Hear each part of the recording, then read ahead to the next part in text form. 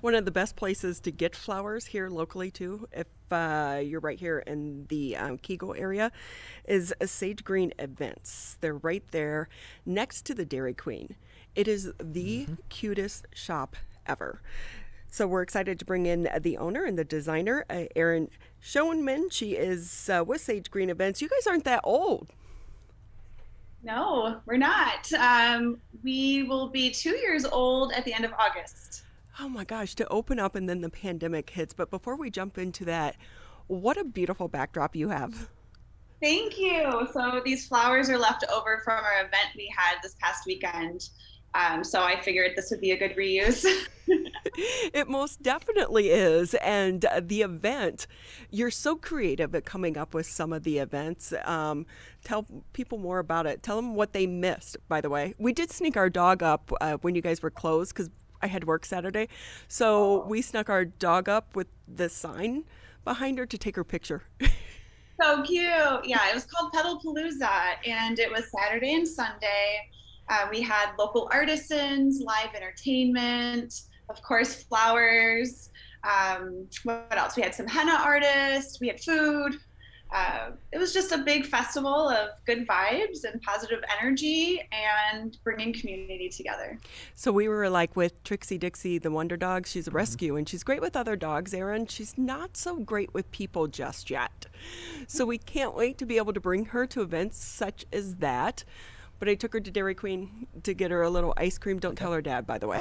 Uh-oh. But Woody had to go back to work and she was moping around all sad. So I took her out and you guys had already shut down for the day, but they had it's a big peace sign. It was Ah. so adorable. You guys are so amazing with some of the events that you come up with.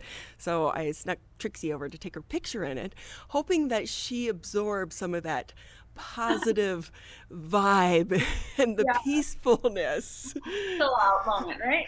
Exactly. And so, with that too, because I love that you also connected with some of the local restaurants to come up with that event. How do you do this? How do you keep coming up with new things? I think my mind never stops, but I really just want to try to bring everyone together because what I've learned with Sage Green is all of these small businesses are doing really cool things. And if we make these connections with these other small businesses together, we're just really awesome. Maybe you wouldn't know they're doing this or that. So I just try to reach out to everybody that I see doing cool things and support our little local community network. And that's what I'm trying to do. Well, we're so lucky to have you here in Kiko, but as you mentioned, you also just opened up 2 years ago. I follow you on Instagram and Facebook, but I remember I think someone on So Kigo posted it, and I was like, oh, it's going to be great to have them here. And with that, though, you open up, and then the pandemic hits because you're not just about the shop, it's the events and the weddings. How'd you Right. survive the past year? Well, it was interesting. I actually started weddings before I opened the floral shop. I was doing it out of my basement at home.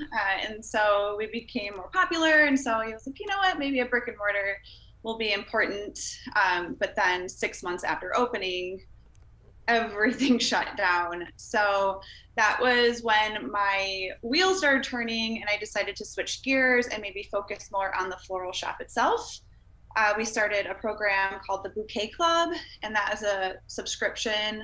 We were able to deliver bouquets to people that were interested in it. It's a weekly, bi-weekly, or once a month program. Now, because we're open, our club members can come pick up in store, but that's really what kept us alive, afloat. So that was essential. I had to like think outside of the box. How can we generate some business and also make people happy during this sad time? And you did do that. I remember you guys went around and you flower bombed the Yeah. community. That was so cute. Yeah, thank you. We, our flower warehouse distributor, they had to close as well, so they messaged me saying, they have a lot of these flowers that they're going to have to throw away. And I was like, oh, please don't do that. We can do something really awesome. And we decided to do that. We went around little parks here in Kego Harbor and in Sylvan Lake and some of the local restaurants and just made really pretty floral installations for people to enjoy because everybody at that time was freaking out. They didn't know what was going to go on and what was going to happen. So we just wanted to share a little joy. And I remember back at that time too, boy, never thought we'd be still in this a year later, but getting flowers because you came up with giving them to your neighbors and they had little notes on them and stuff. And so, although I did add either wine bottles or liquor bottles to mine when I delivered them to my neighbors and my friends, but it really was in those beginning days such an important way to uplift other people. And we need to keep that going outside of the pandemic, I think, as well. I think so. And I think some people have caught on to flowers. Maybe they weren't flower people before the pandemic, but now they've received them or gifted them and they really see the joy that it brings to other people and themselves, the life it brings into your home. So we've noticed people have really caught on to the flower joy and they've been coming around a lot. Erin Schoneman with us here on the MegaCast. She's the owner and designer at Sage Green Events in Kego Harbor. And Erin, with that, as we go into a wedding season here in the state of Michigan, we know so many people delayed their weddings last year. And they're going to be having this summer. We're still in some capacity limitations, but do you anticipate that things are going to get back on track when it comes to that side of your business? Oh yeah, we've already noticed. A couple weekends ago we had 3 weddings. What? Which I would never ever take on 3 weddings in one weekend, but they were sadly some of our 2020 brides that had to reschedule maybe 2, 3, 4 times. And so, absolutely, I said yes. You have a venue that can host you this weekend. Yes, we'll take it on, and we did it. I don't recommend that for mental health, but we have already seen weddings moving full speed ahead, and venues are happy to welcome these because they've been hurting as well. So it's definitely picked up already. I just, and my thoughts with anyone who is connected to the wedding industry, because there can be, I don't want to call them bridezillas, but, planning a wedding is stressful enough. We got married not all that long ago, but we ended up changing ours from the community center in Sylvan Lake to Bald Head Island, North Carolina. I canceled it like a couple months out. I said, no, too big. Too much drama. I'm having a small wedding because it's so stressful outside of a pandemic, but in the middle of a pandemic as well. Have you seen a switch in how people approach weddings? Do you think coming out of the pandemic, they want them bigger than ever, or because of the pandemic, they realize how important just their immediate friends and family are and they want to celebrate smaller? Yes, we have. There's been 2 different types of brides. One that will definitely hold off on everything because having a big wedding and the big show is very important to them. And others that were a little relieved that they could cut the guest list down and maybe spend a little less money and make it a little more intimate, or maybe they're just not really big people person, maybe a little more intimate and quiet, it's more their jam. We saw a lot of that too. So I think moving forward, what we call micro wedding is going to continue to be a wedding fad. It's smaller, more intimate, and just your immediate family. So we have seen a lot of that happening. I will say, and everyone has their own desire. My brother, when he got married, when they approved, same-sex marriages, he had a huge wedding because he was like, I waited 20 years for this. I am having the biggest wedding possible. Like, he's an artist. And I was like, no, we had 18 people, but it was a whole weekend, and everyone said it was the most fun they had because you actually got to spend time with each other. Like, I've been to some weddings, you're lucky if you say hi to the bride and groom. So, but everyone kind of does it their own way. But with that, as we survive this pandemic and we start to emerge on the outside, what is your favorite venue to be able to work in? for Man. weddings, or do you have too many? Oh, I have so many. Gosh, and I've been asked this question before. It's such a hard answer. I think I really like historical venues. I'm a fan of old architecture, so a lot of these downtown Detroit buildings that have turned into venues, I love. There's one right down the street from us called the Treasury. It's in Pontiac. It's newer. It's beautiful. It's a really old bank. That's one of my favorites too. So yeah, I guess I have to say like grand old buildings. But I also just really love like an outdoor wedding too. So I'm so mixed. I would think the train station in Detroit would be really cool. Yes. And I will say too, I've been through so many abandoned buildings in Detroit. There are some really cool old factories that would make amazing backdrops, but you'd really have to do a lot of work to clear out all the asbestos and debris, but it would Yeah. be awesome. Ford Croquette plant in Detroit is a beautiful venue. Um, Detroit got Whiskey like Factory. yes. Oh man, you're labeling so many good ones. They're all good. I love those old factories. Yeah. So cool. Hey, Erin, so with that though, back to the shop, any other cool events coming up other Oh, than, the flower petal palooza? oh man. I'm still tired from that one. Did you I'm think it over was going to be as popular as it was? I didn't know really what to expect. It was our first one. We do want to make it an annual thing, so Pedalpalooza 2022 will be a thing. So you'll have to keep your eye out for that for our annual Pedalpalooza. But we kind of like to do a little event each season. So last year we did a fall equinox like outdoor thing. So I imagine we'll do something like that again. We like to welcome each season with a little festival with flowers and goods from local artists. I know you've done yoga in the studio before, Yeah. but what about some type of thing of yoga on the water right there at Dollar Lake? Amazing.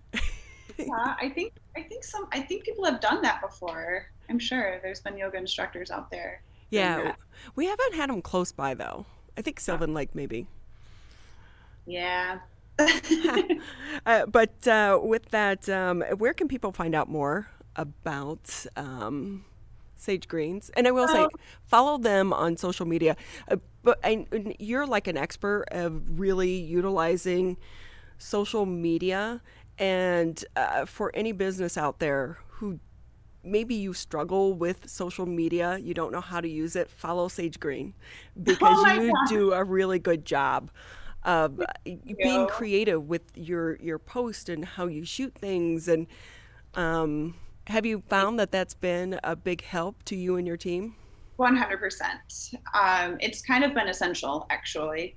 Our website, we really don't have a current website. It still is pretty much just representative of our wedding industry Hmm. stuff.